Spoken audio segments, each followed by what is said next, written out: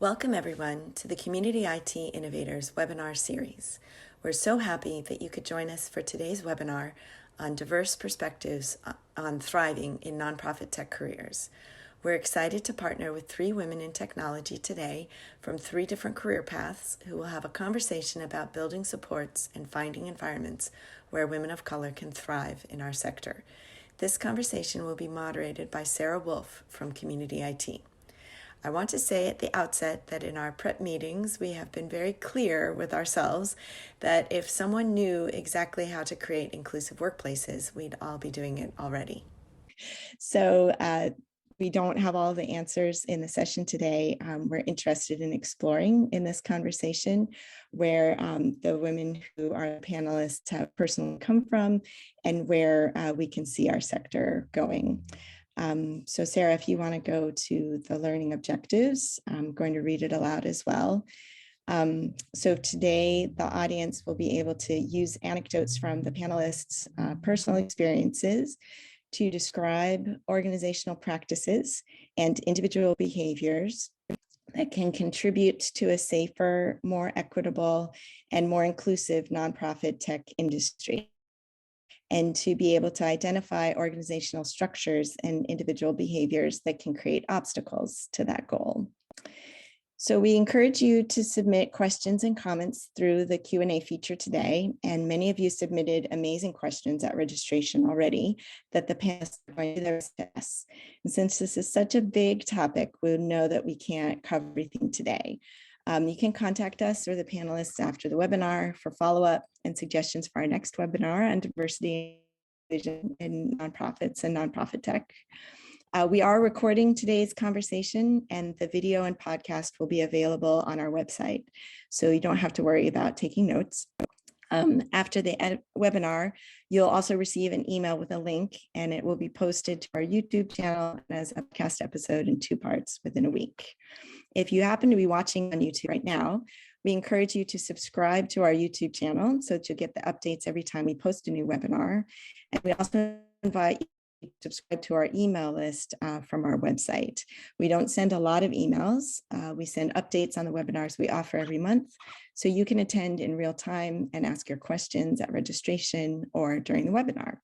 We have lots of free resources and downloadable material on our website. So before we begin, if you're not familiar with Community IT, just a little bit about us. We are a 100% employee-owned managed services provider. We provide outsourced IT support.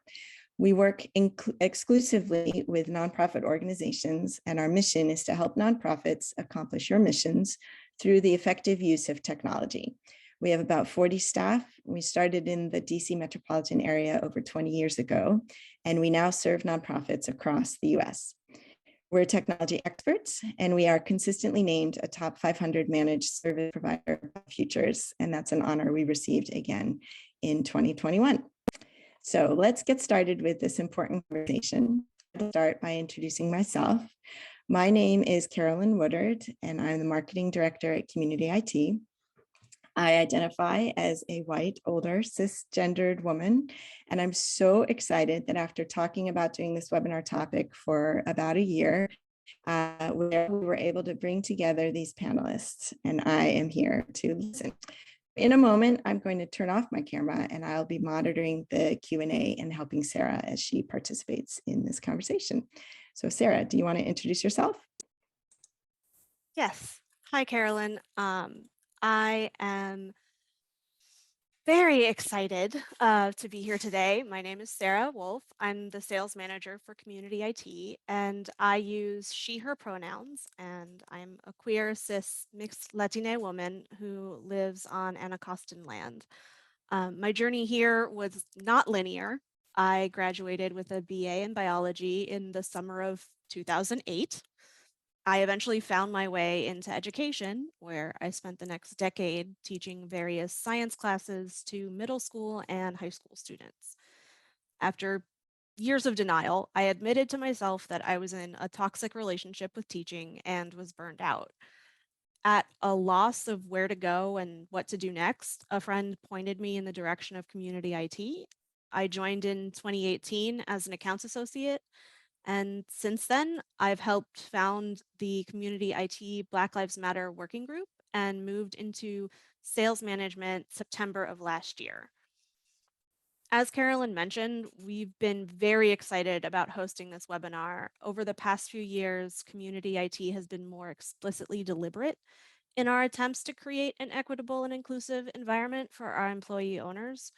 We haven't always gotten it right, but we're trying to do our best and trying to learn from both our successes and our failures. One of the things I've taken away from the work I've done is that having open and honest discussions can often be the best way to learn and grow as an individual and as part of an organization. I'm not an expert in equity and inclusion, but I am excited to learn. Some of the things that you'll hear today may be new to you, or they may be things that you've heard many times before. We're hoping that this will be the start of a longer conversation. On that note, I would love to briefly introduce our panelists before they share their own stories. We wanted to gather people with a wide range of experiences since nonprofit and nonprofit tech is such a wide field. Stef Cruz is a strategic communications professional with over 15 years of experience mobilizing millions of individuals to action across national social movements, including the Women's March, Families Belong Together, and the March for Our Lives. She was one of the first digital strategists on Capitol Hill, and most recently, Steph served as the Vice President of Marketing and Digital at America's Promise Alliance. Angela has been the Director of Finance and Operations at Academy of Hope for 2 years and has over 13 years of experience in the private and nonprofit sectors.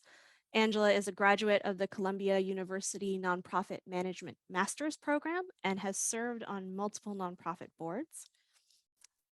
Finally, we have Sandy Martins. She serves as the Director of Information Technology at Mentor. She is a proud first-generation Cape Verdean American with 16 years diverse experience in the technology sector, including network technology, health IT, and software application development. She's spent years helping manage complex and technology-driven projects and holds a bachelor's degree in computer graphics and new media from Johnson & Wales University and will be completing her MBA program at Providence College in 2023.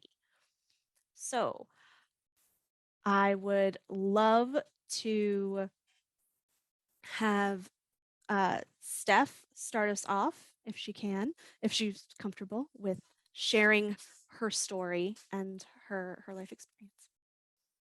Hi, welcome everyone. I'm super excited to be here with you all. I am based out of Arlington, Virginia. I'm originally from New York City.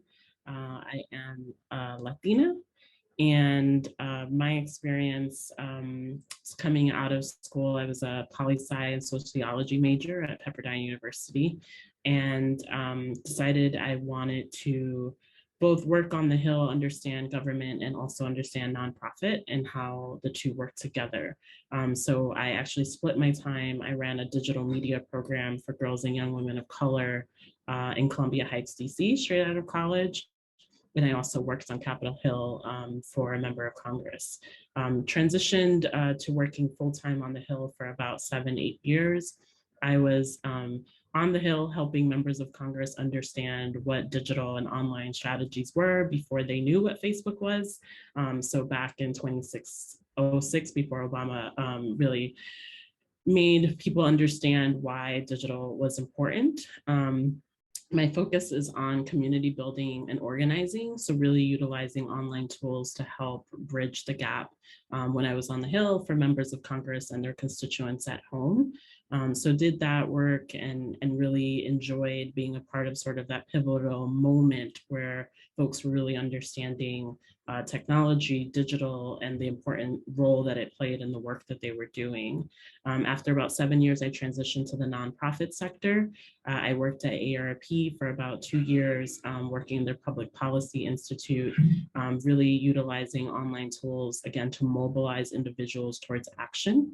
And then I transitioned to America's Promise Alliance, which is General Colin Powell's education foundation that he started a number of years ago.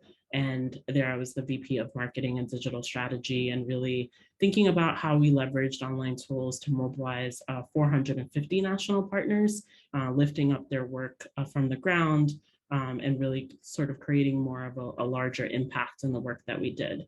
After doing that work for about 4 to 5 years, I decided to transition to consulting.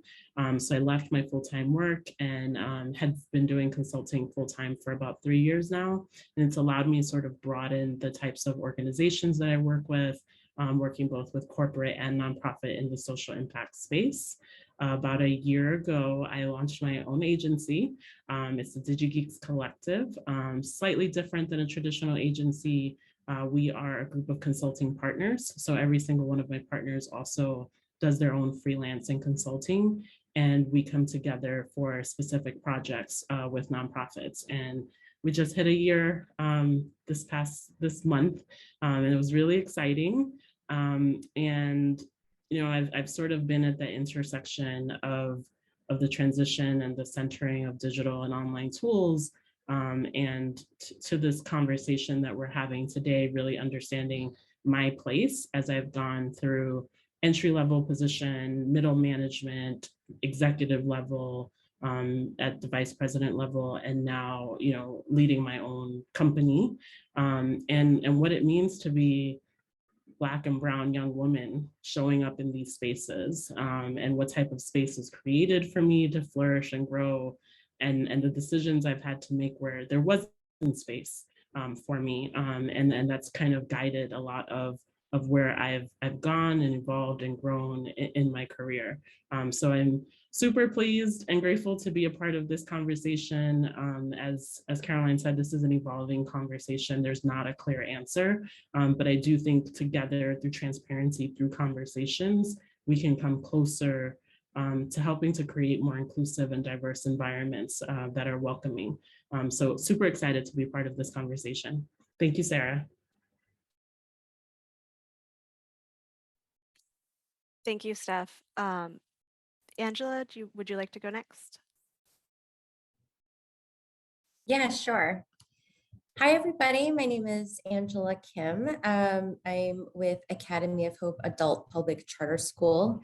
My path was also not very linear, and I'm from Arlington, Virginia as well, like Stef, so that's interesting. I just learned that while she was talking.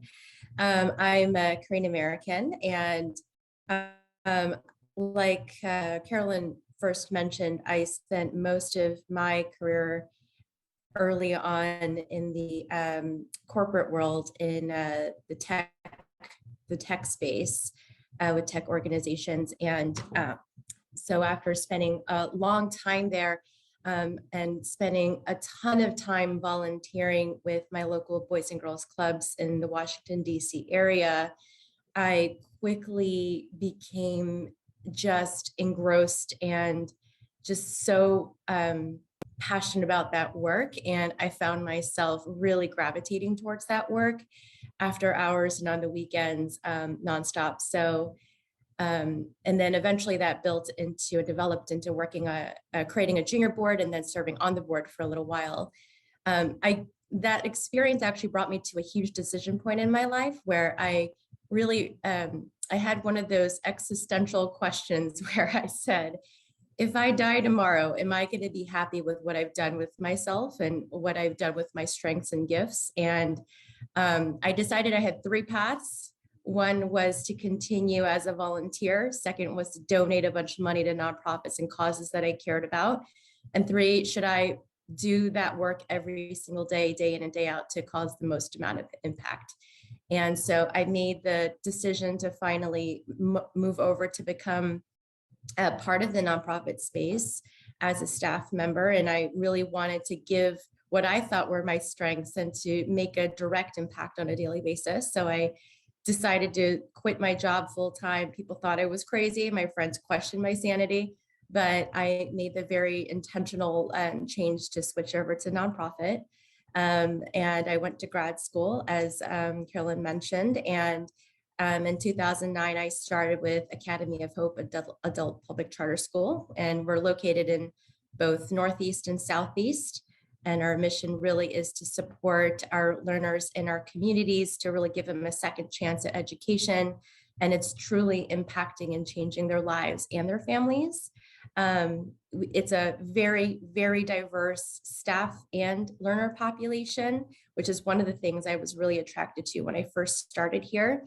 And since having started in 2019, I think the biggest, most impactful thing that we've done internally as staff was to take our organization from not really ever being virtual in any sort of the sense, and then being totally virtual in a matter of 2 to 3 months, and supporting a population of under 400 students in the field with computers in their hands that some have never really touched or were really not tech literate. And that was, I think, the biggest testament to seeing how does a nonprofit work in this environment under such stress and really trying to meet that goal. So this conversation is definitely relevant and very timely, obviously, of the times. And it's something we all still continue to work through, even here. And it's something we're continuing, it is part of our strategic goal to always be reflective of and mindful of. So happy, I'm really excited to be here. Thanks for inviting me. Thank you. Sandy? All right, great afternoon, everyone. Sandy Martins, for any visual impaired folks joining us today. I am a Cape Verdean woman with curly hair wearing a white cream shirt. I was born and raised in Boston, currently living in Rhode Island. And I've always had a fascination with technology. I felt that it was so dynamic, and I love the fact that it had the power of connecting people and bringing people together. Early on, I was into graphic designing, so I studied as an undergrad at Johnson & Wales and had a major in computer graphics and new media. Then at the start of my career, I gained this passion for project management. And I got into it furthermore by joining a local chapter out here in Rhode Island, OSPMI, or Ocean State Project Management Institute. I was a member for about 2 years, and then I joined their board for 2 terms. So for the last 6 years of that opportunity, I really got to learn more about project management while still working towards my career path in managing projects in various fields of networking and unified communications, health IT, travel, software development, and now as a director IT for Mentor, I'm strategically working with everyone on moving the organization towards a more efficient way of managing projects, as well as having impactful change with technology. Now, as much as I enjoy technology, I have to be honest to say that I had to learn how to disconnect from it and really create this balance around to really protect my mental space. So that involves journaling, being with my family. I'm a plant mom. I like to be outdoors. I also like to do biking and hiking and things like that. And when I'm not focused on doing those things, I am focused on my studies. As mentioned earlier, I'm pursuing my MBA, on track to graduate next year of May. So I'm super excited about that. But that's a little bit about me. I'm really excited to be here, and I really appreciate having myself and these ladies here to talk about this wonderful topic. Thank you so much, and thank you all for sharing a little bit about yourselves to get us started. Now, I would love to get an idea of who we are talking with today. And so we are sending out a poll. Please say how you identify, audience, so that we can know, and select anything that you are comfortable sharing, because that's going to help direct some of the conversations and questions that we have. Going to give it another about 10 seconds before I close the poll.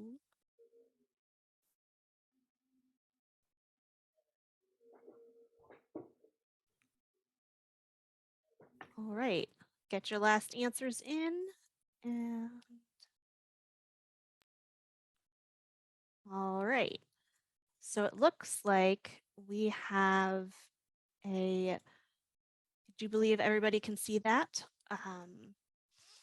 We are at, you know, almost 50-50 split, white versus BIPOC or Black, Indigenous people of color with some mixed race representation. You know, 52% identifying as women, 14 as men, and then some gender non-conforming and LGBTQIA plus people. That is very exciting to hear and see. All right, so thank you so much for sharing. Our first question that we're going to start off with is actually sort of targeting Sandy and Angela a little bit more. How was transitioning into the nonprofit space, but like both on the positive and on the negative side? I can start us off. So, I work for Mentor, who exists to expand the mentoring movement by developing and disseminating high quality research and evidence based practices across the US and Canada. So, coming from a background in corporate space and moving on to nonprofit allowed me to really experience what it felt like to work with a diverse group of people. Close to 70% of white male make up the tech industry. So seeing that shift at my organization was truly impactful. It really impacted my experience in a very positive way. I work with amazing women of color, men as well, at Mentor, and also have the pleasure of working closely with a diverse tech team that supports my IT strategic vision. It is, however, a smaller organization, so people are wearing multiple hats. There's also the challenge of driving technology through change and getting a real and really going through that. So I'm really getting a good lesson on the importance of human behavior and change management. But I'm certainly fortunate to be in this role where I'm learning to approach that area with more grace and developing creative ways to influence staff members in their comfort level with technology.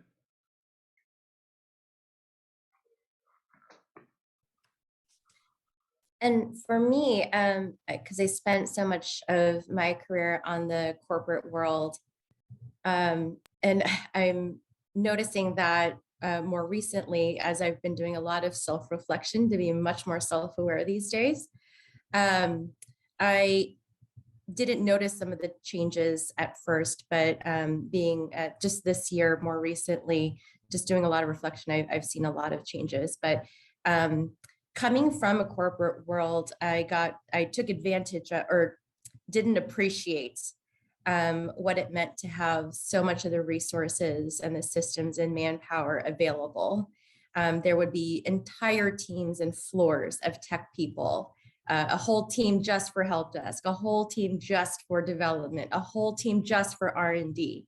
Those are the things that you take advantage of and just don't appreciate. Because when I had an issue on the business side, I would stroll right down and I would talk to the entire team and I would say, this is what I want. And then they would just go make things happen.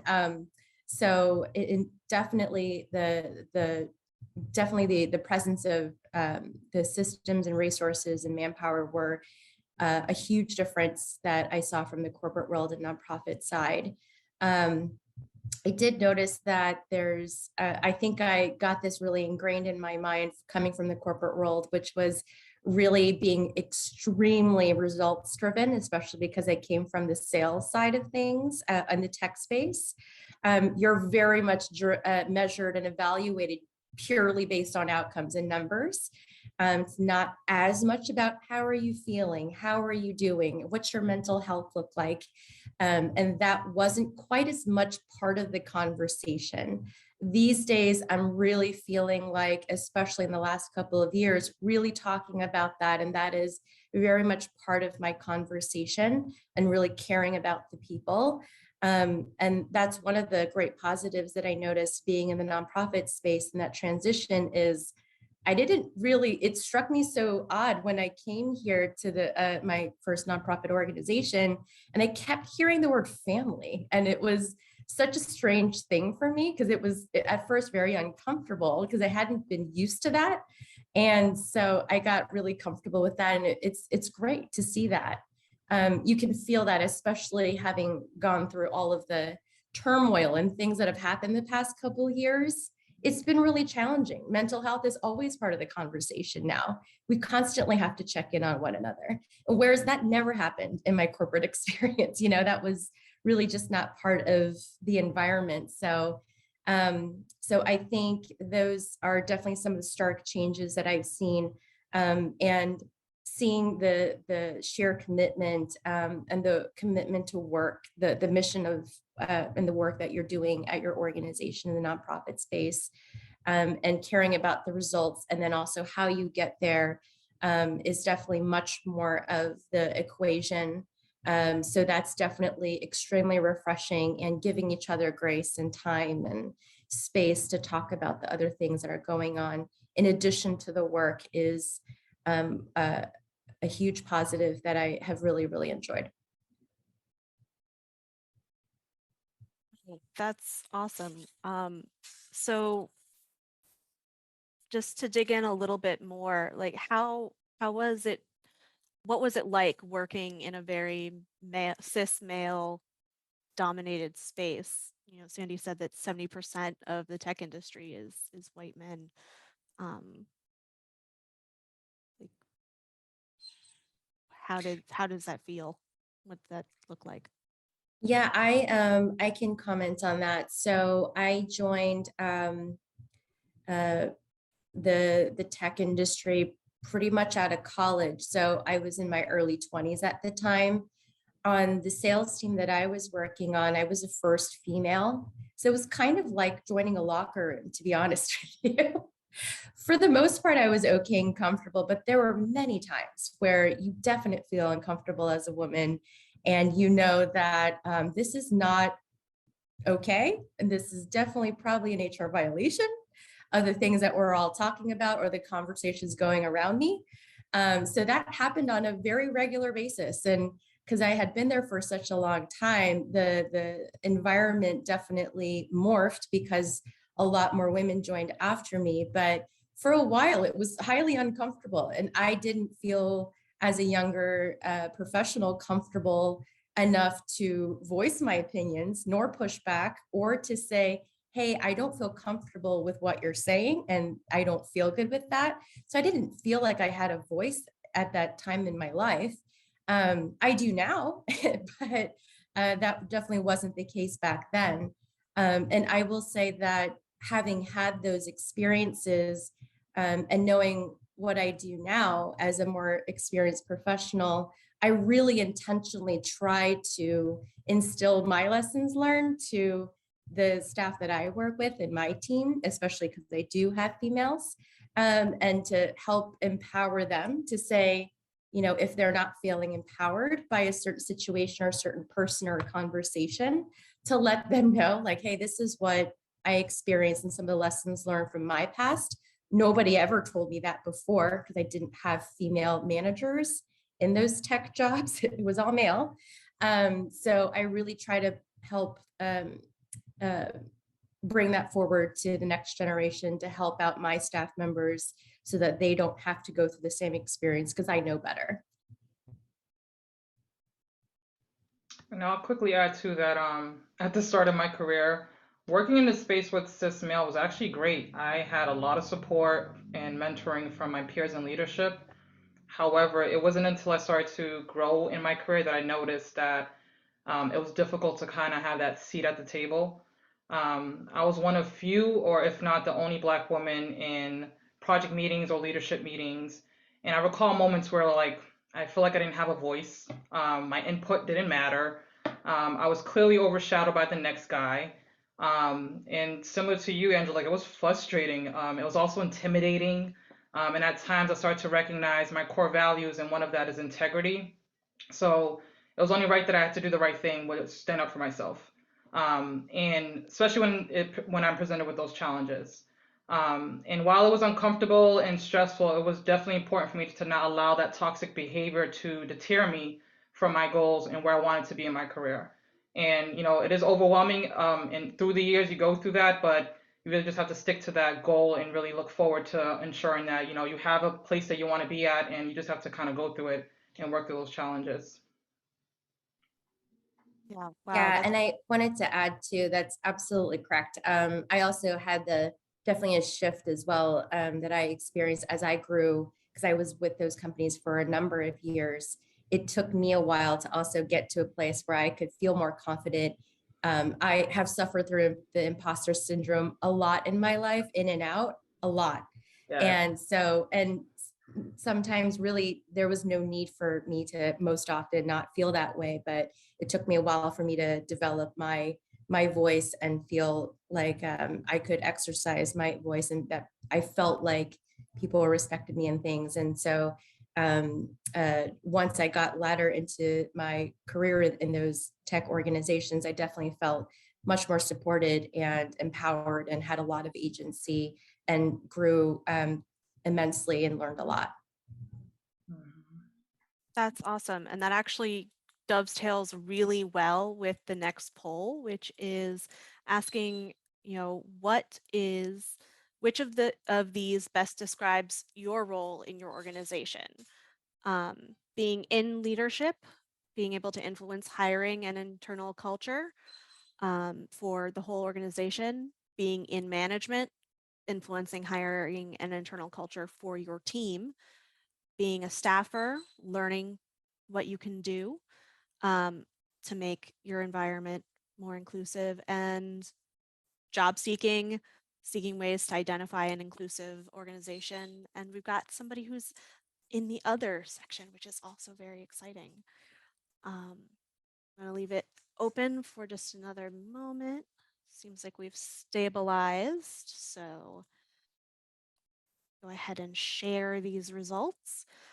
40% are in leadership. Well, 38% are in leadership, 19 in management, 38 are staffers, and we have one person who is other.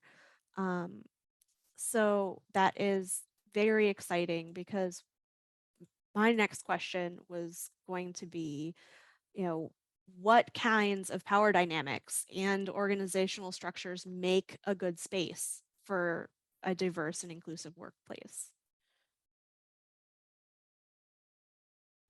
I can jump in on this question. Thank you, Sarah. We've been thinking about these questions as we've been preparing for this conversation, and the words that really come to mind for me are shared power. So to the extent that organizations, especially traditional organizations, so I kind of think of corporate nonprofits, like that's a thing, right? Nonprofits that are huge and that function in a certain way versus smaller nonprofits. And I think either way, there's a question around traditional power dynamics and hierarchy.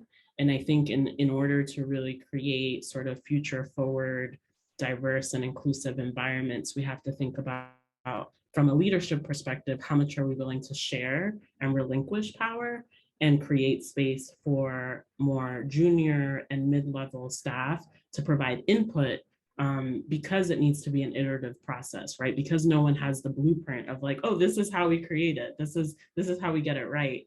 It needs to be informed by people's experiences, and in order to do that well, you need to be willing to say, like, I didn't get this right, and I need to listen, and I need to hear, and I'm willing to share power and how we create the environment and the dynamics that we have for really diverse environments. Something that is really important to me as well is understanding the different forms of leadership that exist.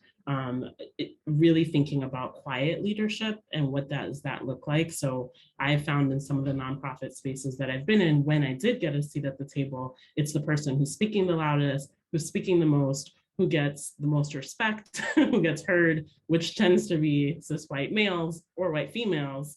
And so I think to be a really inclusive and thoughtful leader at the top, you have to be able to navigate, how do you create space for the person who processes differently, for the person who might be scared because of this is a new experience for them, right? To have a seat at the table, to be moving into a more leadership director type role. How do you create space so that you're hearing from the people who are super extroverted and have lots of ideas and are used to a very comfortable sort of owning space, and then creating space for the people that this is new for, and they're going to be silenced or they process differently.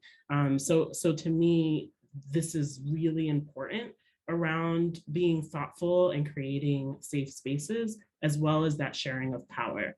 We have to be willing to say we don't have all the answers. The way that our organization leads is not perfect, and we're willing to take an input so that we can learn and help to co-create this safer, more diverse environment. So that's sort of my thoughts there. Yeah, I 100% agree with everything that Steph said.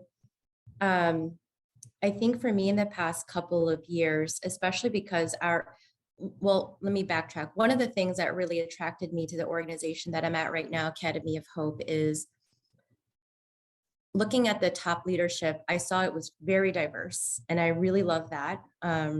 So I was immediately attracted to that. And when in my initial conversations, I understood as part of our strategic plan and direction, DEI was always part of that conversation. So I knew the organization was very intentional about being more inclusive and supporting and uplifting diversity and really operationalizing that. Because one of the things we've had as a leadership team here, we do have a DEI task force, so that made up of a cross section of the organization. So we're very much intentional about always, having open two-way communication about that and listening to our staff members. We survey the staff to see where they're at. Are we making progress? Where are people, in terms of different aspects of metrics that we've defined? So listening is a huge component of that. And I think what we've really done is to ensure that we have a definite framework for what that needs to look like, and really helping leadership with exact tools to support us. Because I've quite literally said, and I'll be totally honest, that at certain times during especially Black Lives Matters, I raised my hand in leadership meetings and I said, I have a very diverse team.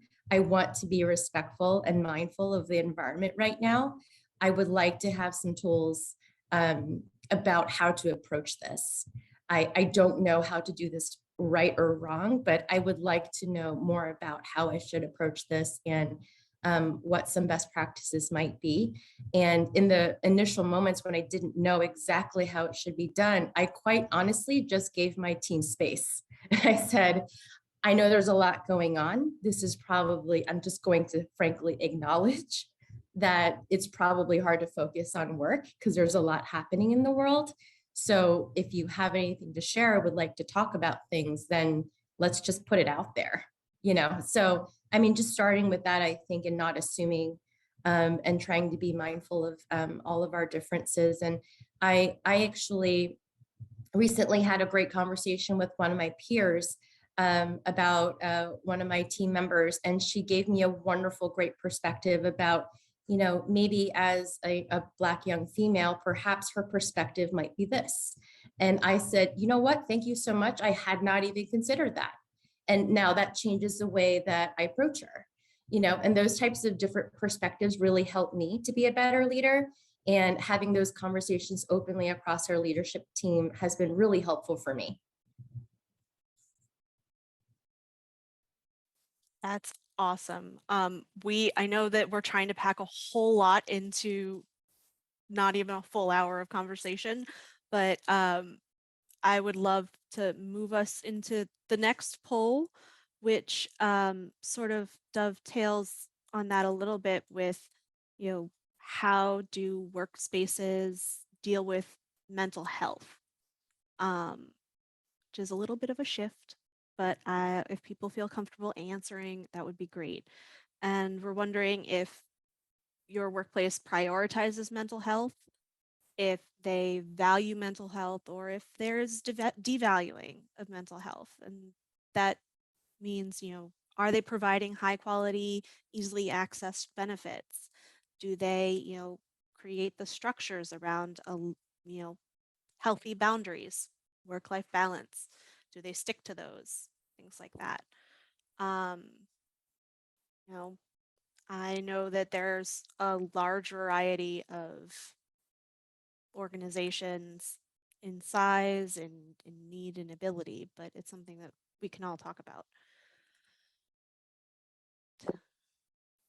And we've stabilized, so I'm going to close the poll and share these results. Thank you to everybody who felt comfortable answering. Um, you know, 15% said that they work for organizations that really prioritize mental health, providing easily access, high quality resources. Realizing that you guys probably can't even see the entire sentence. I don't want to broke. 69% say that they do work for someplace that values mental health, and 15% say that they work for places that devalue mental health. You know, with one of those things that we talked about, seeing that mental health has become such a big deal, and we've been checking in and being more cognizant about it. You know, people have talked about this being the great resignation. And I listened to an NPR article that was like, no, it's not the great resignation, it's the great renegotiation. People are standing up for themselves and saying, in order to be able to work, I need to be able to do, I need X, Y, or Z things. And if you can't provide them, I'll find someplace else that does. So with burnout and self-care, not all self-care is bubble baths and massages. How do you practice self-care professionally? Sort of a little bit of a pivot. I can answer here. Although bubble baths and massages are good too. I don't mind any Agree. of that. But I love this question. And there's two things that I definitely practice for professional self-care. One of which is organizing and managing my time. There's this quote that I have every morning I look at, and it says, "For every minute spent organizing, an hour is earned." So the things that I do to manage my time is at the end of the week, usually on a Friday, I look at the following week to see what my workload looks like. You know, where am I being placed at for any meetings? And if it's a really heavy meeting week, I definitely ensure that I have blocks of times that I put in just to take a break or just to catch up or switch gears in between meetings. I also reach out to meeting owners and ask, am I needed? Like, do I have to be there? And is this something I could just review as part of meeting notes and come up to speed on? But, you know, if I can get that time back, great. And if I don't, so be it. But definitely, it doesn't hurt to ask that question. And something that my organization does is that they support focus time, or DNS, or do not schedule. So that's about 2 hour blocks that we have on our calendars. And it really is just a time to just not have any meetings scheduled, really focus and really get your accomplishments done. The other thing that I do in honor is mental health days off. And I just want to preface this to say that, you know, with your vacations and personal time, and depending on your organization's policy, you know, you should never feel guilty to take those days off and really have a mental break from the workload. I remember early on in my career, and Angela, I'm pretty sure you can probably relate to this, is that I felt so guilty for even thinking about taking a day off. Like, in my mind, I'm like, no, I need to work. I need to be there. I need to be on. I need to, you know, get things done. And I realized over time I was really burning myself out by doing that, which meant that I wasn't really working to my best ability. So years later, I recognized that it is important to have a healthy balance between work and self-care, for the sake of my sanity, for the sake of my health, and even for the sake of my team members. So I definitely want to ensure that there's a break in between, that I can, you know, have the ability to have those mental health days off if and when I needed them. Yeah, I definitely have experienced burnout many times in my life in various phases. I think one of the things I really love about Academy of Hope is we have a Flex Friday benefit, which means we have every other Friday off. I didn't really realize how much it would help me, but I truly love that benefit and I fully take advantage of that. And we really try hard not to send emails on that day when folks are taking off, and we try not to bother people with emails on the weekends, et cetera, or after hours. So that's one of the things that I do, or as an organization. I think the other thing, and I've been focusing on this with my team and trying to model it, as well as asking for help when needed. And saying no to things. And I'm really helping my team to learn how to do that, because, you know, some folks understanding the power dynamic as well. For some folks, it's hard to say no. And some people are people pleasers, so it's even harder to say no. and they feel like asking for help, as this relates to mental health, means that you can't do your job, and then you start having all these other questions. Should I not have my job? Is my job at risk, etc.? So I'm trying hard to model that for my team as well, to say, I need help. I definitely can't do all this. We need to reprioritize. We need to rethink about the work here. And I try to stop my team members as well to say, okay, this is not realistic. Let's reprioritize and figure out what you really, really can do so you don't burn yourself out. And because I recognize folks that are people pleasers and folks that do have a hard time saying no, I have to really help them set boundaries and really being realistic with that workload.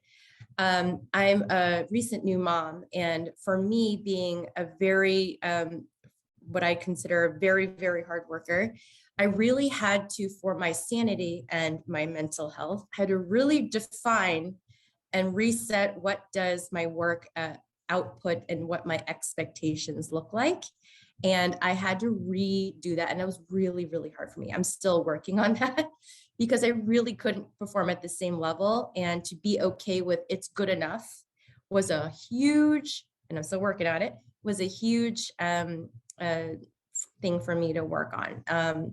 So that, in addition to really delegating things and truly offloading things off of your plate, is a huge task as well, to really make sure if you have delegated it properly, you don't have to really step in quite as much, and it can really be off of your mind and your plate. So those are all things that have helped. Awesome. I am going to jump. There was a question asked to the Q&A, paraphrasing a little bit. How do you find ways to talk with colleagues or leadership, especially leadership, that doesn't necessarily understand their own ignorance around DE&I issues? And when do you take the kid gloves off? So for me, just connecting a little bit to the previous question and connecting it to this question, I think there's this expectation also within nonprofits that you're there to do good, right? We are passionate about the issue, we're passionate about making an impact, but to what extent is that at the expense of your own well-being? So when I was working within nonprofits, it was easy for me to work 70, 100 hours a week, which is like physically impossible, right? Like it means I was not sleeping, but I was so committed to the cause, I was so committed to the work. And so I kind of pushed myself in that way. And I think there's something about the expectation around Black and brown women, especially, that can get stuff done, right? So like this idea that there's an insane amount of responsibility that was being put on me because I was capable, and because they knew they can trust me to get it done. And even times where some of my colleagues who were white colleagues, older men, were given a task, given 6 months to work on it, and then I was given a week to fix it and get it done, right? But it all came at the expense of my personal well-being, of my personal time, of my mental health. And so the answer to your question, Elizabeth, I'm probably pretty extreme in this, is that at some point I said enough. Like I defined myself and my well-being as number one. And I was willing to push back as far as I had to, because I refuse to work somewhere that does not value and respect me and does not value my own mental health. And it's this interesting flip that happened for myself also, of like, I have value. We all do, right? Like Angela, Sandy, Sarah, we are good at our jobs, right? So people need to feel lucky to have us on their teams. And in exchange for that, you need to understand my lived experience. You need to understand how I feel when I come into meetings. You have to understand how my background makes me experience this meeting, this work slightly differently than everyone else. And why what's happening outside in the world, Angela, to your point of like, I can't work right now. I can't, because my heart is broken, because I see myself, I see my son, I see my brother in George Floyd on the ground, right? So like, understanding that humanizing piece. And I think I personally have a very low tolerance for not being open to the conversation. And I kind of voted with my feet and I quit my job because I was just like, I refuse to be in spaces that don't honor this, because it chips away at me personally every single day. Like the intersection between our personal lives and our careers, especially those of us who are in the nonprofit sector. Angela left her corporate job because this mattered to her, right? This is personal. And so where that intersection is. So a little bit militant, kid gloves completely off. But I mean, we have to hold the line for ourselves at some point. And if we don't, it comes at an expense to us personally. It's been my personal experience. Okay, keeping an eye on time. You know, you all know that I had 3 other questions lined up, and we're not going to be able to get to them all, you know, talking about what do people need to invest in to retain talent? How do you as a manager help, you know, with equity and inclusivity, and, you know, what there's a whole bunch of things we haven't even been able to address yet today. Please, I'm going to open it up just a little bit to so we've had a question come in on the Q&A, and then maybe do a quick 30-second closing thoughts. Somebody asked, do you have any thoughts on the acceptance of conscious code switching versus the recognition of falling into the system? And how do you bring others into the difference between them? I actually am unsure on the idea of conscious code switching versus falling into the system. Does anybody else have familiarity with this concept?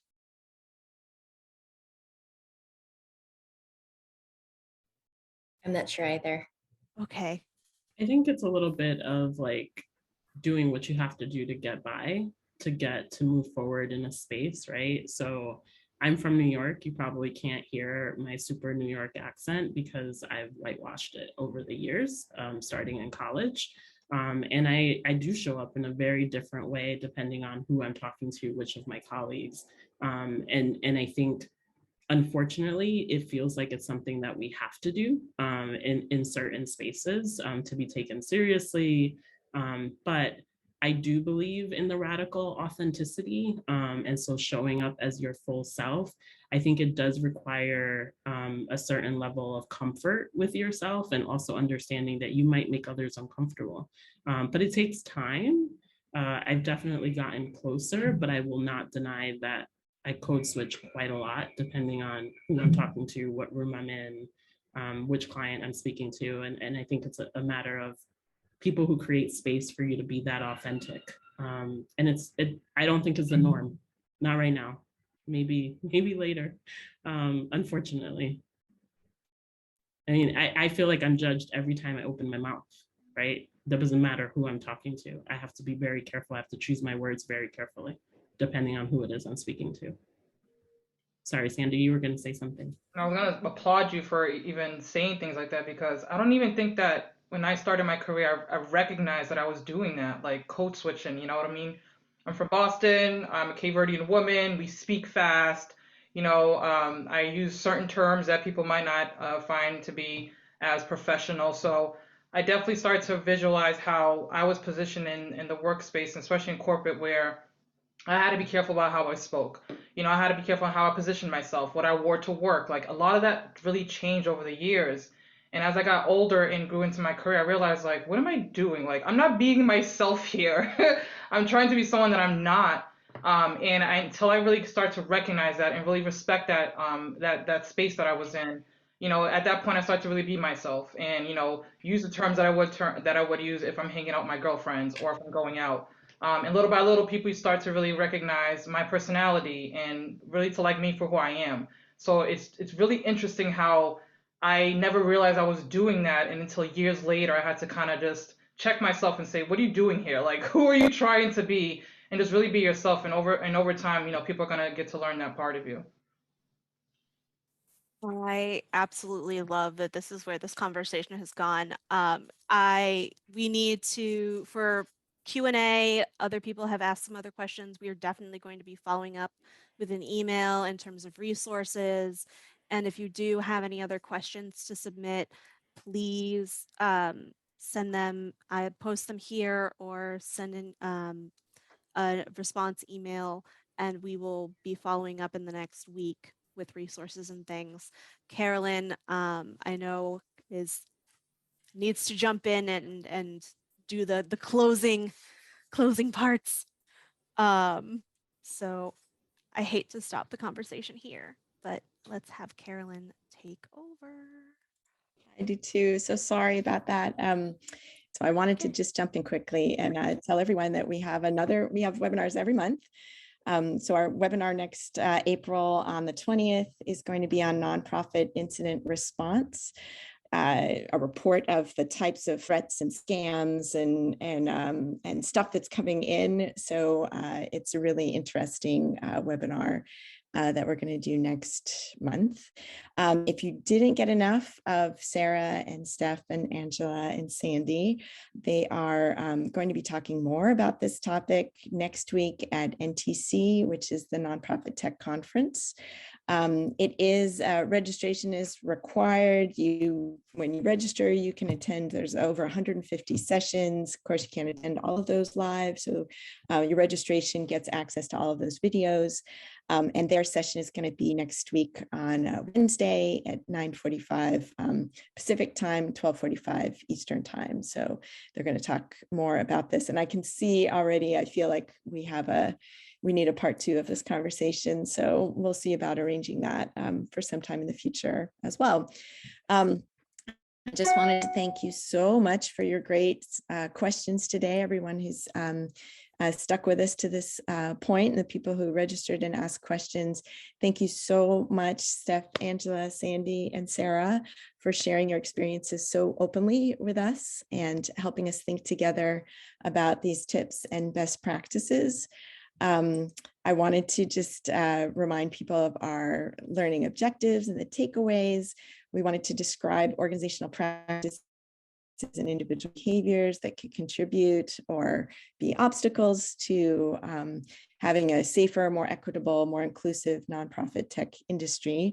I think we scratched the surface of that, but I think you gave us a lot to think about of the things that we can do in our own situations and in our own organizations. I loved that everyone talked about having open and transparent conversations being so central to this work. So I feel like a good job of modeling that, showing rather than just telling, that you need to be open about some of these things that are really, really difficult to talk about. I'm gonna hand it back over to Sarah to talk about some of our best practices that we had come up with. In our conversations leading up to this, sort of the things that we had really talked about, having inclusive workplaces, you really have to value your staff's time and opinions. I'm trying to consolidate some of our conversation, creating healthy work-life boundaries, sticking to them, creating space to listen to your staff. Steph had talked about, wanting to make sure that there's room at the table, that there's not just room, but you're also listening. Invest in your staff. I know it's really tempting, and it's very common at nonprofits to, mission first, but in order to get that mission, you have to invest in your staff so they can stay and not burn out. And creating fostering open community, the idea of being able to embrace the fact that you've done something wrong or you do need to ask for help. And, creating, if somebody's uncomfortable, how do you actually talk about that stuff as part of work? I know we're at time. It's 4 o'clock. People probably have meetings, but I want to say, whoops, well, that happened.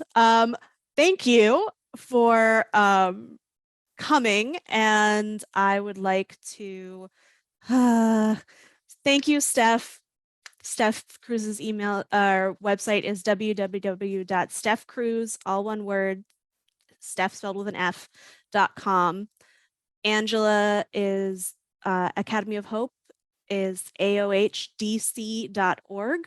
And Sandy, the mentoring website is www.mentoring.org.